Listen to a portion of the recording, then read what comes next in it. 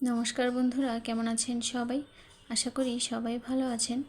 লাবণ্য রান্নাঘরে আপনাদেরকে স্বাগত জানাই। তো বন্ধুরা, আজকে আমি উচ্ছে বড়ি দিয়ে ছোট মাছের ঝোল করব। রেসিপিটা আপনাদের সঙ্গে শেয়ার করছি। তো উচ্ছে বড়ি দিয়ে ছোট মাছের ঝোল করার জন্য উচ্ছে এরকম ছোট ছোট করে পাতলা করে কেটে নিয়েছি, টমেটো কুচি করে নিয়েছি কাঁচা লঙ্কা চেরা, আর ছোট মাছ কেটে পরিষ্কার করে ধুয়ে নিয়েছি। এই মাছের নামটা ঠিক জানি না, তবে এই মাছটা খেতে খুব ভালো লাগে। তো পরিমাণ মতো লবণ আর হলুদ দিয়ে মাছগুলো আমি মেখে নেব। আর চুলার উপরে একটা কড়াই বসিয়ে দিয়ে ভালো করে গরম করে নিয়ে দিয়ে দিয়েছি সরিষার তেল। গরম তেলের উপরে ডালের বড়িগুলো দিয়ে এরকম লাল করে ভেজে নিয়েছি, এখন তুলে নেব। ফোড়নে দিয়ে দেব রাঁধুনি, একটু নাড়াচাড়া করে দেব।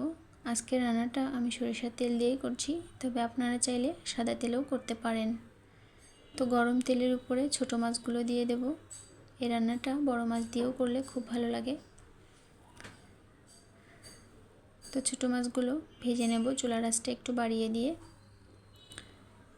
ভিডিওটি ভালো লাগলে চাইলে আপনারা চ্যানেলের পাশে থাকতে পারেন, কমেন্টের মাধ্যমে জানাতে পারেন আমার ভিডিও আপনাদের কেমন লাগে। তো মাছগুলো এক পাশ হয়ে গিয়েছে, এবারে আমি মাছগুলো উল্টে দেব। মাছগুলো কিন্তু একদম লেগে যায়নি, তো খুব বেশি ভাজবো না। এই পর্যায়ে আমি কেটে ধুয়ে রাখা উচ্ছেগুলো দিয়ে দেব।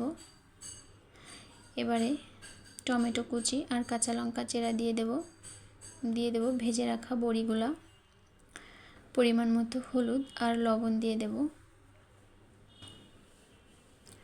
তো এখন দিয়ে দেব ঝোলের জন্য গরম জল। এই রান্নাটা খুব তাড়াতাড়ি হয়ে যায়।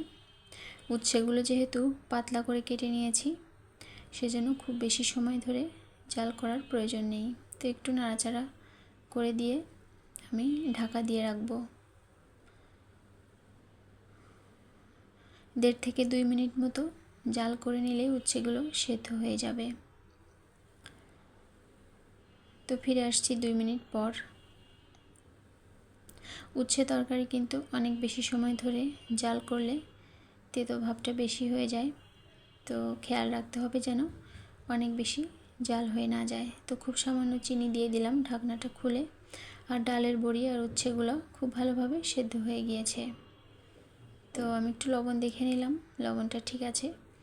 তো গ্যাসের চুলাটা বন্ধ করে আমি এখন নামিয়ে নেব। তো এভাবে উচ্ছের ঝোল করলে গরম ভাতের সঙ্গে খেতে কিন্তু খুবই ভালো লাগবে। তো আজকের ভিডিওটা এখানেই শেষ করছি।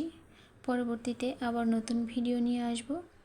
সবাই ভালো থাকবেন, সুস্থ থাকবেন, আর আমার ভিডিও দেখার জন্য আপনাদেরকে অসংখ্য ধন্যবাদ।